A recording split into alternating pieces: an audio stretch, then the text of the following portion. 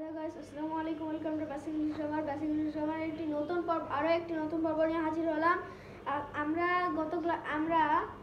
Noun চ্যাপ্টারটা শেষ করেছি, তো আজকে আমরা নতুন চ্যাপ্টার নিয়ে হাজির হয়েছি। সেটার নাম হচ্ছে ভার্ব ফর্ম।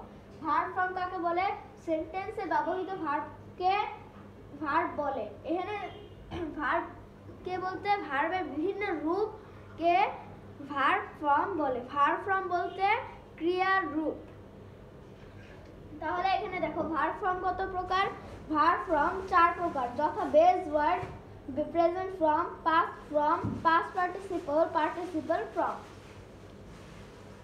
বেস ওয়ার্ড সাধারণত ভবিষ্যৎকালে বসে। এখানে টু ডু মানে হচ্ছে করতেই হবে। টু ডু মানে করতেই হবে, তোমাকে এই কাজটি করতেই হবে। You will to do this work, ঠিক আছে। এরপরে টু রিড, তোমাকে পড়তেই হবে। এটার বাংলা হচ্ছে টু রিড মানে হচ্ছে পড়তেই হবে। এটার একটা উদাহরণ হচ্ছে, তোমাকে ইংরেজি বিষয়টি পড়তেই হবে, মানে এটার ইংরেজি হচ্ছে you will to read the English subject. এরপরে টু ইট, তোমাকে খেতেই হবে, তোমাকে ভাত খেতেই হবে। You will to eat rice. Present form do মানে হচ্ছে করা।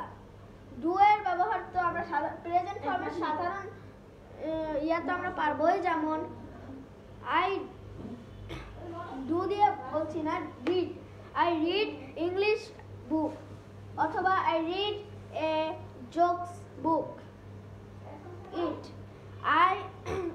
I eat rice. এরপর fly, the bird fly in the sky. এখানে to fly মানে হচ্ছে এটা মানে হচ্ছে না যে পাখিটাকে উঠতেই হবে, এরকম কিন্তু আমি বোঝাচ্ছি না। যেমন ধরো তোমাকে প্লেনে উঠতেই হবে, you will to fly in a plane, ঠিক আছে। এরপরে দেখো পাস্ট ফর্ম মানে অতীতকাল। প্রেজেন্ট ফর্ম মানে বর্তমান কাল। পাস্ট ফর্ম মানে অতীতকাল। ডিড মানে কি? ডিড মানে হচ্ছে করেছিল, অথবা করেছিলাম, এরকম, ঠিক আছে। Did, he did this work, সে এই কাজটি করেছিল।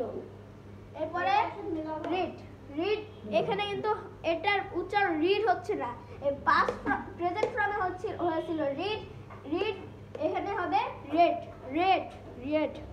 ওকে, রেড মানে পড়েছিল বা পড়েছিলাম, এরকম কিছু বোঝাচ্ছে। মানে আমি একটি ইংরেজি বই পড়েছিলাম।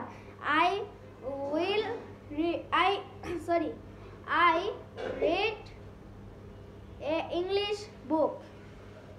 তারপর এখানে এট মানে কিন্তু খাওয়া না, মানে খাওয়া না, মানে খেয়েছিলাম বা খেয়েছিল। সে আইসক্রিম খেয়েছিল। he ate ice cream. এরপরে এখানেও কিন্তু এট হচ্ছে পাস্ট পার্টিসিপল ফর্ম, মানে এটা পাস্ট পার্টিসিপল বলতে এখানে এগুলা কিন্তু এগুলার নাম্বার আছে, মানে এটা এই প্রেজেন্ট ফর্মটা হচ্ছে V1, পাস্ট ফর্ম হচ্ছে V2, এর পাস্ট পার্টিসিপল হচ্ছে V3, এরপরে পার্টিসিপল ফর্ম হচ্ছে V4। বেস ওয়ার্ডের কোনো নাম্বার নেই, ঠিক আছে। এরপরে ডান মানে কি? ডান অর্থ হচ্ছে করেছিল, অথবা করেছি, এরকম। এটা সকল টেন্সেই বসবে। এই পাস্ট পার্টিসিপল ফর্মটা কিন্তু সকল টেন্সে বসাতে হবে। যা পাস্ট টেন্স, পাস্ট মানে প্রেজেন্ট টেন্স, পাস্ট টেন্স, এরপরে ফিউচার টেন্স, এগুলোতে সব টেন্সেই কিন্তু বসাতে হবে। কিন্তু এইগুলার সব প্রকার ভেদে বসানো যাবে না, শুধু একটা প্রকার ভেদেই বসাতে হবে। এরপরে পার্টিসিপল ফর্ম। পার্টিসিপল ফর্ম মানে কি আবার? এটা পার্টিসিপল ফর্ম হচ্ছে ডুইং, এরপরে reading, eating, flying, going. Doing মানে হচ্ছে খাচ্ছি, এরপরে রিডিং, ডুইং মানে হচ্ছে খাচ্ছি, এরপরে খাচ্ছিলাম, এরকম। এরপরে রিডিং, রিডিং অর্থ পড়ছি, পড়ছিলাম। ইটিং, ইটিং অর্থ হচ্ছে খেয়েছিলাম। এরপরে ফ্লাইং, উড়েছিলাম, এরপরে উড়ছিলাম, এরকম। এরপরে গোয়িং, গোয়িংটা হচ্ছে, গোয়িং মানে হচ্ছে গোয়িং এর সাধারণত অর্থটা হচ্ছে যাওয়া। তাহলে এখানে গিয়েছিলাম, যাচ্ছিলাম, না সরি গিয়েছিলাম না, এখানে যাচ্ছিলাম আর যাচ্ছি। গোয়িং মানে হচ্ছে মানে এই পার্টিসিপল ফর্মটা বসছে বর্তমানে যে কাজটি চালু আছে, মানে কাজটি চলছে, শেষ হচ্ছে না, মানে এখন আমি কথা বলছি, এটাই হচ্ছে পার্টিসিপল ফর্ম, মানে টকিং। ঠিক আছে? I am talking with you, মানে আমি তোমাদের সাথে কথা বলছি। তো এইগুলার ভবিষ্যতেও কিন্তু বসবে, ভবিষ্যতেও। ডুইং মানে করতেছিলাম। এখানে ভার্ব, এনে ফিউচারে ভার্বে হবে, ফিউচারে পার্টিসিপল ফর্ম ভার্বে হবে হচ্ছে তে থাকবো, তে করব, এরকম। ঠিক আছে? মানে ডুইং করতেছিলাম, মানে করতে থাকবো। এরপর রিডিং, রিডিং অর্থ পড়তে থাকবো। ইটিং খেতে থাকবো। ফ্লাইং, ফ্লাইং অর্থ হচ্ছে উড়তে থাকবো। ডুইং অর্থ যেতে থাকবো।